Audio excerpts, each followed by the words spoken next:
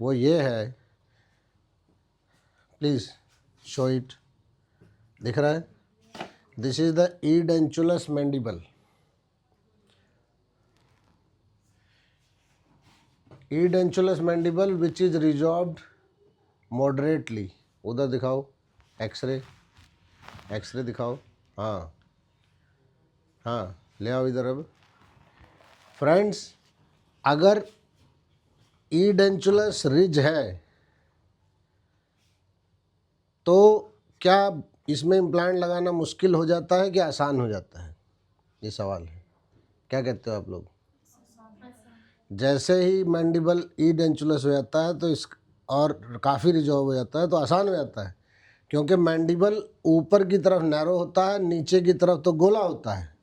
जैसे पहले ज़माने में कुछ ककड़ी आती थी, आजकल तो सारी ऐसी ऐसी ककड़ी आती थी, है राइट?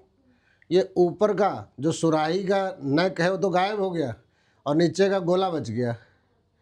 तो इस गोले के अंदर इम्प्लांट लगाना आसान है कि मुश्किल है? बहुत आसान है, बहुत आसान है। और हमारा मेन मकसद क्या है? इम्प्लांट लगाना सिखाना। अगर मुझे किसी नए आदमी को इम्प्लांट लगाना सिखाना है तो किस पेशेंट में सिखाऊं? ईडेंचुलस इज नंबर 1। नंबर 2 इज जिसके अंदर हड्डी बहुत लंबी लंबी और चौड़ी चौड़ी है और right side mandibular first molar, ये बहुत आसान होगा। ठीक, तो इसके अंदर इम्प्लांट अगर थोड़ा सा दाएं लग गया, थोड़ा बाएं लग गया, जाना तो डेंचर के अंदर है। थोड़ा सा आगे लग गया, थोड़ा पीछे लग गया, कोई फ़र्क नहीं पड़ रहा। तो एक नया बंदा थोड़ी मोड़ी जो गलती कर सकता है उसको कॉम्बैट करने का जरिया है ये। तो इसलिए यहाँ का main take home message at the start of the case is कि ये इम्प्लांट करना आसान काम है, बच्चों का खेल है भी कह सकते हैं। क्यों?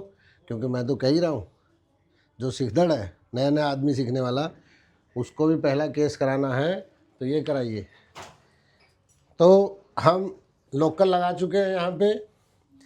पहला काम हमारा क्या है? ताकि हम ये देख सकें कि हड्डी का मोटा मोटी आर्किटेक्चर क्या है। ठीक, ये देखा हमने। इसके लिए सीटी स्कैन की ज़रूरत नहीं है, इसके लिए एक फंक्शनल दिमाग की ज़रूरत है और आँखों की ज़रूरत है। और इनकी लोकेशन कहाँ है? लेटरल सरफेस ऑफ एला ऑफ नोज से अगर मैं यहाँ जाता हूँ, लगभग देखिए यूँ गया मैं, from the lateral surface of the एला ऑफ नोज। क्या इसके लिए सीटी स्कैन की ज़रूरत है? नहीं। अगर कोई कह रहा है तो उसको तो हर चीज़ के लिए सीटी स्कैन की ज़रूरत है।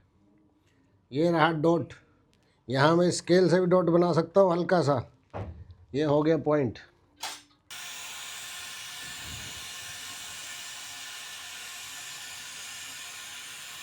यहाँ से एंट्री लूँ, ठीक है।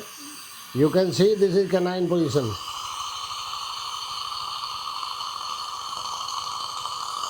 एक ही बात, अगर बोन लगी है, ये पॉइंट ड्रिल है, बोन इसके चारों तरफ भी लगी है, आपको इंक्रीमेंट्स में ड्रिल करना है।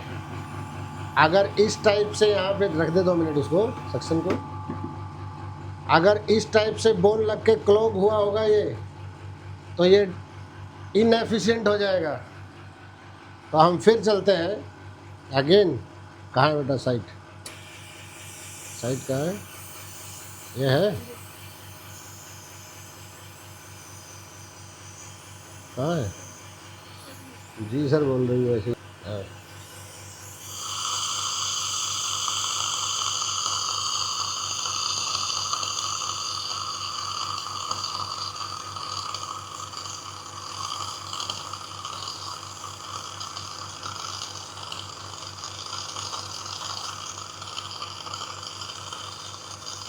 कितना गए बेटा?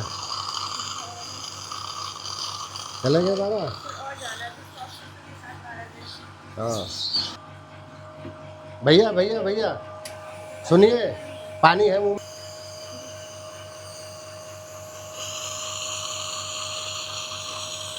देखो बेटा, कितना गए?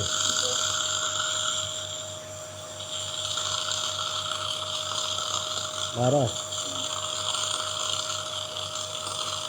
14 हो गया, डन। कर रहा हूँ मैं, कौन सिखा के गया है? किसी अंग्रेज से नहीं सीखने गए थे।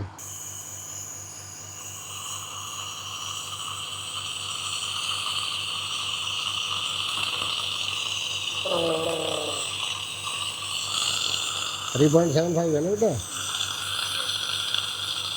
बस करो अब और ना जाओ। कैरेटिनाइज टिश्यू थोड़ा बचाना चाहता था। ये इडेंचुलस रिज है, यहाँ कैरेटिनाइज टिश्यू की तो ऑलरेडी कमी है। अगर मुझको लेकिन यहाँ से थोड़ा सॉफ्ट टिश्यू निकालना हो इम्प्लांट एंट्री पे से, तो ऐसे 11 नंबर ब्लेड ओस्टियोटमी बनाने के बाद भी निकाल सकता हूँ थोड़ा सा। ठीक, समझ आ गया भाई? निकालो बेटा। ऑस्टियोटॉम इसके अंदर भी डालूंगा तो क्या होगा?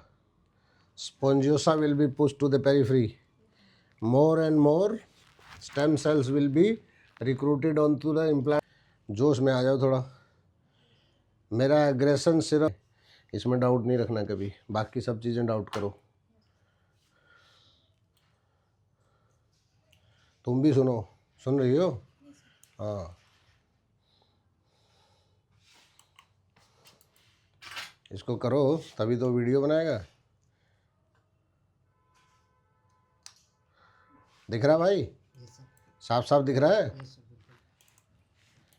तो इसमें जो कर रहे हैं, cortices were very thick, bone is quite dense, स्पोंजियोसा is always rarefied। और अगर आदमी 75 साल का हो जैसा कि इसके केस में है, तो क्या थोड़ा और जाना है, करना है। ऑस्टियोटॉम किस डायमीटर का है? 3.4। 3 कट लग गए कहीं। In anticlockwise I am bringing it out. तो इतना बात याद रखना कि क्लॉकवाइज ये भीतर जाता है, एंटी क्लॉकवाइज आप, तो इसमें रट्टा मारने की बात नहीं है।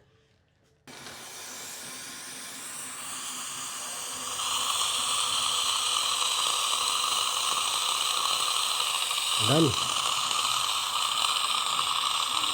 डन और बस। Love it.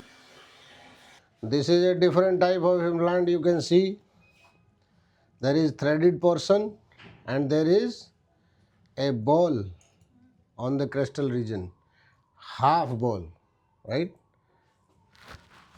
करके रखो बेटा, ठीक है? Going in, no problem. पकड़ के रखो इसको, थोड़ा बेटा नीचे दबाएगी तो बेटर दिखेगा ना उसको, खिसकने मत दो इसको, ठीक है बेटा? उंगलियों से उसको ग्लाइड करना जो है वो बहुत अच्छी बात है। बड़ी सारी मशीनें अवेलेबल हैं रोटरी कि इम्प्लांट भी उसी से डाल दो, उस रोटरी को रोबोट भी चला देगा, राइट? और फिर पूरे हिंदुस्तान के 150 करोड़ लोगों को इम्प्लांट लग जाएगा। उनको भी लग जाएगा जिनके पास खाना खाने को नहीं है, ठीक है? शायद ये सपना बेवकूफ़ी से बड़ा और कुछ नहीं है, बेवकूफ़ी से छोटा नहीं, महा बेवकूफ़ी है। क्या कहती हो? नहीं? तो डेंटिस्ट क्या करेगा तब? डेंटिस्ट का तो काम ही नहीं बचा, सब रोबोट कर देगा। तब जब थके नहीं तो करते रहो। क्या हुआ?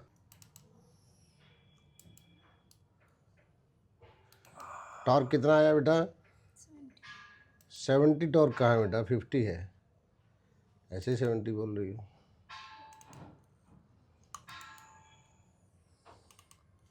हाँ, नहीं है, ठीक है अंकल। इसने तुम्हारे प्रति कर्टसी दिखाई और तुम इतने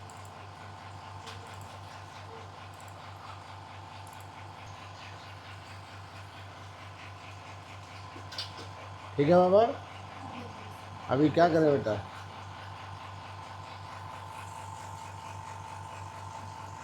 एक आइए